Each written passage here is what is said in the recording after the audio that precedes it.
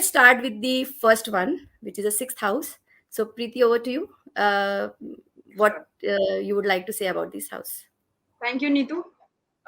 तो जैसे हमें नीतू ने बोला कि इसे दुष्ट स्थान कहते हैं। अब दुष्ट स्थान जब कहते हैं तो दुष्ट वैसे ही थोड़ा सा एक असही वर्ड बन जाता है। तो इस ये जो स्थान है 6, 8 और 12, इनको दुष्ट स्थान, कष्ट स्थान, डेंजरस हाउसेस, ये ऐसे बड़े-बड़े डरावने नाम दिए गए हैं। और ऐसे ये हमें ही नहीं, ये और जग प्रसिद्ध है कि ये तीनों घर बहुत डरावने घर है या दुष्ट है।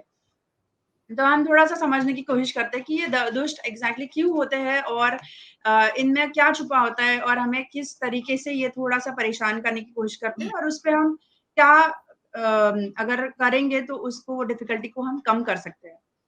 तो इसका पहला जो घर है वो छठा घर है। तो छठा घर बेसिकली ये रिप्रेज़ेंट करता है इन्हें कहते हैं कि ऋण, रोग और शत्रु। अब ऋण जिसे कहते हैं लोन, शत्रु, एनिमीज और रोग दैट इज डिजीजेस। तो ये तीनों चीजें हमारे लाइफ में, किसी भी इंसान के लाइफ में कौन चाहता है? कोई भी नहीं चाहता। इनसे पहले ही दूर भागना चालू कर देते हैं। तो इन तीनों चीजों को समझते हैं कैसे आते हैं हमारे जीवन में। तो जो छठा घर होता है, पहले चीज हम जब ऋण पे जाते हैं तो ऋण हमारे दो तरीके के होते हैं नीतू। तो ऋण एक तो है जो हम नॉर्मल भाषा में समझते हैं, जो लोन हम बैंक से लेते हैं। बैंक से हमने लोन लिया, हमने चुका दिया, या किसी से उधार लिया और हमने उस उधार को चुका दिया। मगर हम जब एक एस्ट्रोलॉजिकल पर्सपेक्टिव से जाते हैं तो हम ऋण को इस रूप में लेते हैं कि जो हम पिछले जन्म में कुछ कर्जा लेके आए हैं और हमने चुकाया नहीं है, किसी के साथ बुरा व्यवहार किया है और वो हमने हमने उस पे कुछ कार्रवाई नहीं की या क्षमा नहीं मांगी है, तो वो हमें इस जन्म में चुकाना पड़ेगा। ठीक है? तो शास्त्रों में, हमारे शास्त्रों में इसी ऋण को एक दूसरा नाम दिया है जिसे कहते हैं रिपु।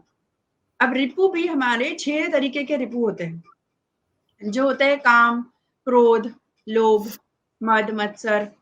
ये 6 तरीके के जो रिपु होते हैं, ये हमें एक मोक्ष, जो हम हमेशा सोचते हैं, कोई भी इंसान जब उम्र थोड़ी बड़ी हो जाती है तो सोचता है मुझे मोक्ष प्राप्त करना है।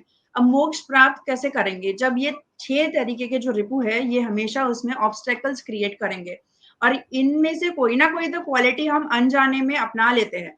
तो हम मोक्ष कैसे प्राप्त करेंगे? तो ये हमारे हमारे मोक्ष प्राप्त करने में हमेशा ऑब्स्टेकल्स लाएँगे। इनको कहते हैं कि हमें हमेशा हमें पनिशमेंट के रूप में आता है। तो ये कैसे आता है? कैसे हम इसको समझे या कैसे हम इसको एक्नॉलेज करें कि किस रूप में आता है? जैसे आपने किसी को कहते हुए सुना होगा कि ये आदमी मैं अपने सामने बर्दाश्त नहीं कर सकती हूँ, या हम अपने पति से भी कभी-कभी परेशान होते हैं या पत्नी से परेशान होते हैं, या हम अपने सास इन-लॉ से परेशान हो जाते हैं, या हम अपने बॉसेस से परेशान हो जाते हैं। कभी हमें इतना ऐसा बॉस मिल जाता है कि जिसके सामने हम टिकना नहीं चाहते या रहना नहीं चाहते। तो जब हम इस ऐसे इंसानों को बर्दाश्त नहीं कर सकते तो हम कहते हैं कि पता नहीं मैंने कितने कैसे पाप करे होंगे पिछले जन्म में, जो इस जन्म में मुझे ऐसा पति मिला है, ऐसी सास मिली है या ऐसे इन बॉस मिला है। जब आप इस चीज़ को जब सोचते हैं, तो ये आपको उस कर्ज़े को चुकाने के लिए ही इस जन्म में ट्रबल करने आते हैं। उसके बाद फिर हम दूसरे एग्ज़ाम्पल की तरफ अगर जाते हैं, तो हम देखते हैं कि एक इंसान बहुत सारे पैसे कमा रहा है, 5-7 लाख रुपए कमा रहा है, बट कुछ सेव नहीं कर पा रहा है, उसके पास कुछ भी बचता नहीं है। हमेशा एक्सपेंडिचर होता चला जाता है। तो इस चीज़ को भी हम एक ऋण के रूप से ही देख सकते हैं, जो हमें इस जन्म में चुकाना है, जो पिछले जन्म का है, जो हमें इस जन्म में चुकाना है।